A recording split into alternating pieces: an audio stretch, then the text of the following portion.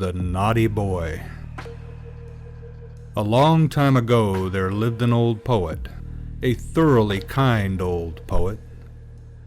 As he was sitting one evening in his room, a dreadful storm arose without, and the rain streamed down from heaven. But the old poet sat warm and comfortable in his chimney corner, where the fire blazed and the roasting apple hissed. "Those who have not a roof over their heads will be wetted to the skin," said the good old poet. "Oh, let me in, let me in! I am cold and I'm so wet!" exclaimed suddenly a child that stood crying at the door and knocking for admittance, while the rain poured down and the wind made all the windows rattle. "Poor thing," said the old poet as he went to open the door. There stood a little boy, quite naked, and the water ran down from his long golden hair. He trembled with cold, and had he not come into a warm room, he would most certainly have perished in the frightful tempest. "Poor child," said the old poet, as he took the boy by the hand. Come in, and I will soon restore thee.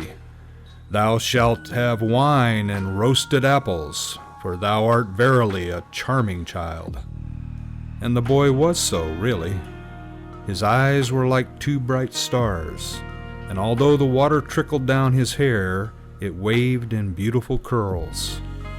He looked exactly like a little angel, but he was so pale, and his whole body trembled with cold.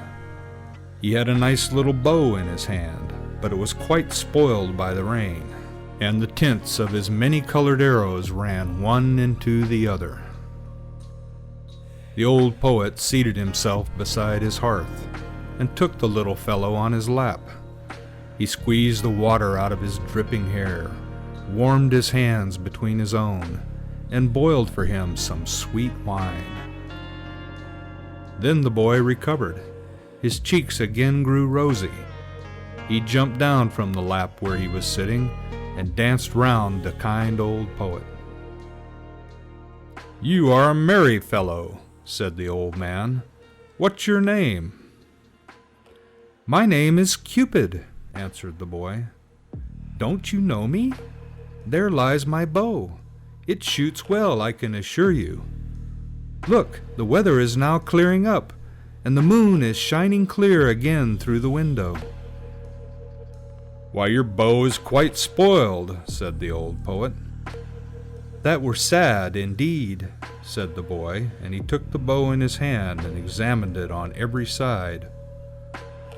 "Oh, it is dry again, and is not hurt at all. The string is quite tight. I will try it directly." And he bent his bow, took aim, and shot an arrow at the old poet, right into his heart. "You see now that my bow was not spoiled," said he, laughing, and away he ran. The naughty boy, to shoot the old poet in that way, he who had taken him into his warm room, who had treated him so kindly, and who had given him warm wine and the very best apples. The poor poet lay on the earth and wept, for the arrow had really flown into his heart. "Fie," said he, "how naughty a boy Cupid is! I will tell all children about him, that they may take care and not play with him, for he will only cause them sorrow and many a heartache."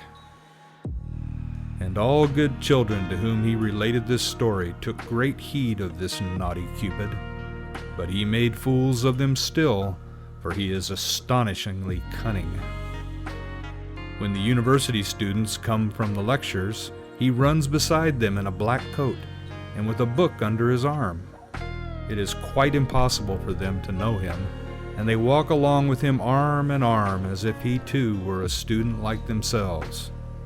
And then, unperceived, he thrusts an arrow to their bosom.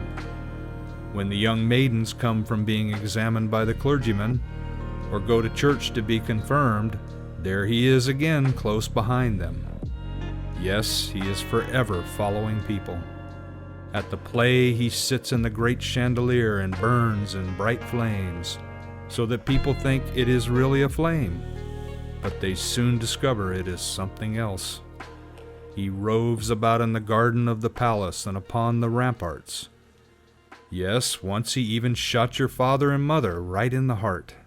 Ask them only, and you will hear what they'll tell you.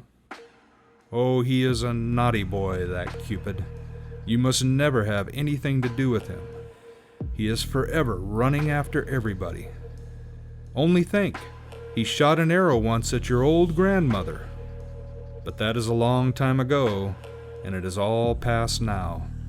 However, a thing of that sort she never forgets. Fie, naughty Cupid. But now you know him, and you know too how ill-behaved he is. End of The Naughty Boy.